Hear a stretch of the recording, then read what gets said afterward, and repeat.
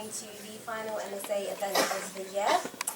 The Muslim Students Association was initially set up in order to facilitate honest intellectual discussion. This has become increasingly difficult given the current political climate, and so it's with this in mind and the current advent of draconian policies that this will be the final event that MSA hosts at universities.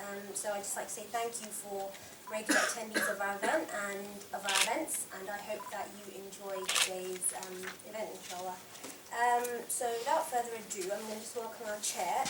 Nadia Chan is a political campaigner and law student whose research lies primarily with terrorism and criminal law. So Nadia? Assalamu alaikum, peace be with you all. I start in the name of Allah, the most merciful, the most beneficent, the most merciful. I'm really pleased that this event has been materialized and brothers and sisters have expressed interest in this pertinent subject matter.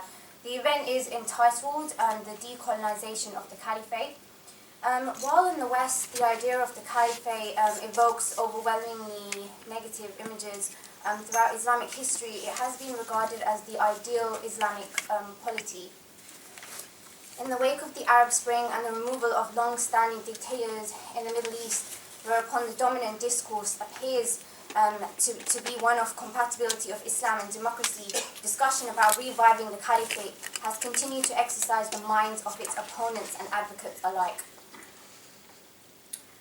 Though the idea of the Caliphate can be and is associated with the goal of Muslim self-determination and autonomy in the political sphere, it continues to feature in contemporary discourses and debates, and now more so with increasing visibility in the light of its misappropriation by ISIS.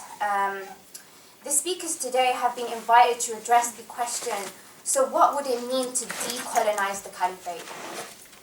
Speakers will be engaging with both facets, decolonization and Caliphate, with a view to address what they understand to be the decolonization of the Caliphate.